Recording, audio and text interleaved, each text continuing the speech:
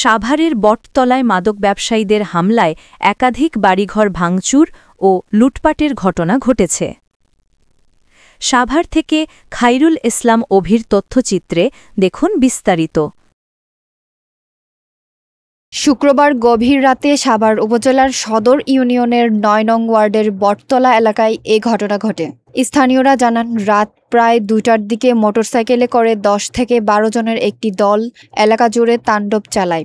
হামলাকারীরা জানালা ভাঙচুর, গেটের তালা মেরে ফেলা এবং ঘরে ঢুকে বাসিন্দাদের মারধরসহ মালামাল লুট করে নিয়ে যায়। ক্ষতিগ্রস্ত পরিবারগুলোর দাবি, এ তাণ্ডব চালিয়েছে এলাকার একটি সক্রিয় মাদক চক্র। হামলাকারীদের মধ্যে স্থানীয় মাদক ব্যবসায়ী শিপন, অন্তর, আকাশ, রেহসান, জিহাদ, সাব্বির, আলোক, মারুফ, মাইবুল ও শাকিলের নাম উল্লেখ করা হয়েছে।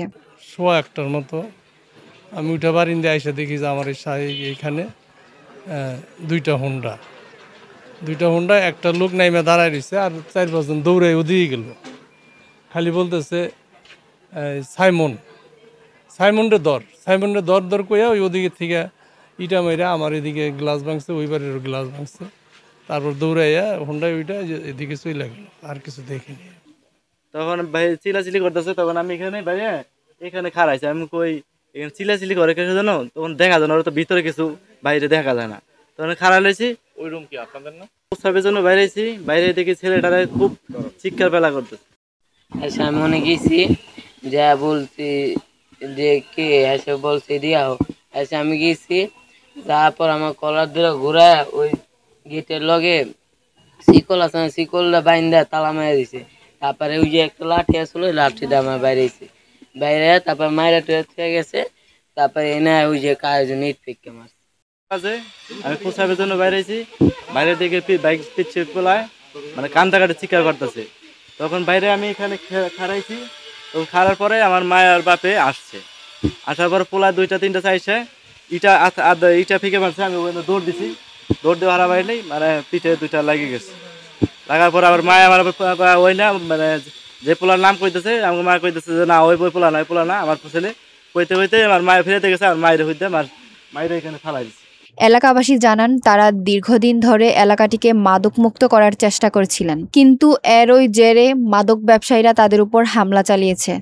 প্রথমে করার পরে ওরা আসার পরে আমার ছেলে 2টা আর আমি সহ গেছি। যাওয়ার পরে ওরা করছে, ওরা মারামারি করার পরে আমার আর মানে একটা এই জায়গায় মানে বাড়ি দিছে। আর বাড়ি দেওয়ার পরে ওই জায়গায় একটা আঘাত করছে। আঘাত করার পরে আমি আর নড়তে চড়তে পারিনি। না পারার পরে আমি করার পরে ওরা ভিতরে ঢুকার পরে ওরা করলো কি, এই তসমস করে খালি গালাগালি বকাবকি পারে, একবারে মা মাসি তুলে একবারে বৃষ্টি বকাবকি পারছে। আমাকে সালাউদ্দিনটা তো বাইরে গেছে। আমি এই কথা বললাম, সালাউদ্দিন বাইরে গেছে, আরো বৃষ্টি বসা পরে ওই আলমারি টালমারি খোলায়, ওই ইমি করছে, এগুলো 2টা বাড়ি দিল, 2-3টা। আর অনেক মানুষ ছিল। আমি ভিতরে ওই আঘাত করার পরে আমি মানে করে পারিনি। আমার ঘর থেকে যে বললাম যে কটা টাকা ছিল আর একটা চেইন। কত টাকা ছিল?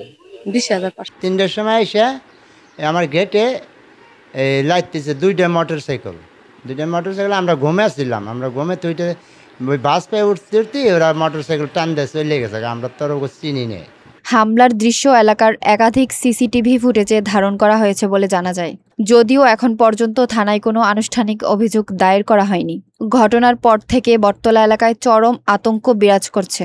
স্থানীয়রা প্রশাসনের জরুরি হস্তক্ষেপ ও দায়ীদের দ্রুত গ্রেপ্তারের দাবি জানিয়েছেন। খালের পর বেলা কোম্পানি আছে না, তার বাসায় এলো উরুস মাহফিল হচ্ছে, গান হয়েছে।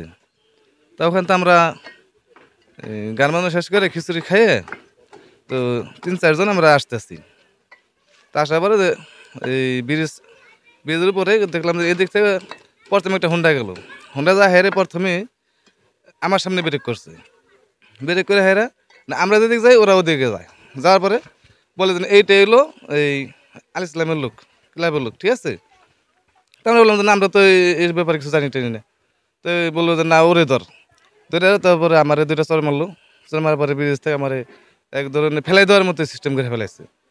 তো তারপরে এখন ওই রহিম নামে আমার মামাও লাগে, ও বলছে যে, তুমি তাহলে ওরে মারো কে লেগা।